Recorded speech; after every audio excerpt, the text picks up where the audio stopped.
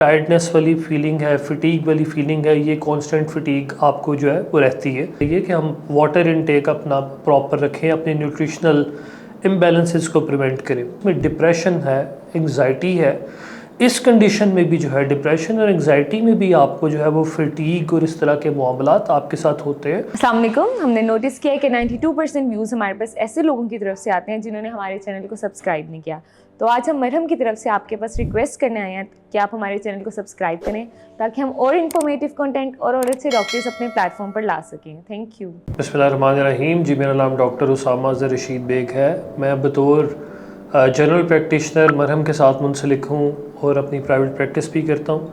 آج جس موضوع پہ آپ سے بات کریں گے بہت ہی امپورٹنٹ ٹاپک ہے۔ بہت سارے پیشنٹس ہمارے پاس ہاسپٹل میں رپورٹ کرتے ہیں کہ ڈاکٹر صاحب ہم ہر وقت جو ہے وہ تھکے ہوئے رہتے ہیں، ہمیں سمجھ نہیں آتی کہ سارا دن ہمارا تھکان میں گزر جاتا ہے، تو اس کی کیا وجوہات ہو سکتی ہیں؟ دیکھیں، اس کو سمجھنے کے لیے سب سے پہلے ضروری ہے کہ ہم اس کی کاز کا پتہ کریں کہ اس کی وجہ کیا ہے، تھکاوٹ کی وجہ کیا ہے۔ بہت ساری وجوہات ہیں۔ اگر کامن ٹاپکس کے اوپر بات کی جائے، کامن ریزنز کے اوپر بات کی جائے، تو سب سے امپورٹنٹ ہے سلیپ۔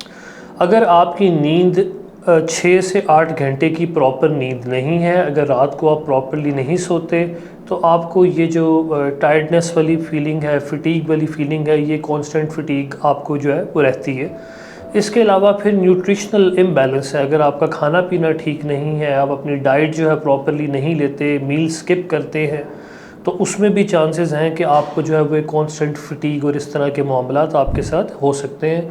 نمبر 3 پہ آج کل گرمیاں ہیں بہت زیادہ، پسینہ سویٹنگ بہت زیادہ ہوتی ہے، تو ڈی ہائیڈریشن ایک ایسی چیز ہے جس کی وجہ سے فٹیگ اور اس طرح کے معاملات رہتے ہیں۔ لہٰذا ہمیں چاہیے کہ ہم واٹر انٹیک اپنا پراپر رکھیں، اپنے نیوٹریشنل امبیلنسز کو پریونٹ کریں۔ اچھا، یہ تو چند ایک جنرل چیزیں ہیں۔ اگر اسپیسیفک کچھ بیماریوں کے متعلق بات کریں تو ان میں بھی یہ کنڈیشنز ہو سکتی ہیں، جیسے ہائپوتھائرائڈزم، تھائرائڈ ہارمون اگر باڈی میں پراپرلی نہیں بنتا تو ہائپوتھائرائڈزم ایک کنڈیشن ہوتی ہے جس میں فٹیگ اور اس طرح کے معاملات آپ کے ساتھ ہو سکتے ہیں۔ پھر خواتین میں بالخصوص اگر بہت زیادہ تھکاوٹ رہتی ہے تو اس میں انیمیا، جس میں خون کی قلت، خون کی کمی، وہ ایک بہت امپورٹنٹ چیز ہے۔ ہمیں اس کو رول آؤٹ کرنا پڑتا ہے کہ کیا یہ بندہ، کیا یہ فیمیل یا میل جو بھی ہے وہ انیمک تو نہیں، کیا اس میں کوئی خون کی کمی تو نہیں۔ اس کے علاوہ پھر سرٹن وٹامنس ہیں، کچھ ملٹی وٹامن ڈیفیشنسیز ہیں جس میں اسپیشلی وائٹامن B12 ہے، جس میں میگنیشیم ہے، جس میں وائٹامن D ہے، کیلشیم ہے۔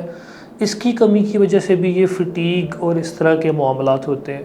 اچھا، اس میں ایک امپورٹنٹ چیز جو ہے وہ کچھ نیورولوجیکل ڈس آرڈرز بھی ہیں جس میں ڈپریشن ہے، انگزائٹی ہے۔ اس کنڈیشن میں بھی جو ہے ڈپریشن اور انگزائٹی میں بھی آپ کو جو ہے وہ فٹیگ اور اس طرح کے معاملات آپ کے ساتھ ہوتے ہیں۔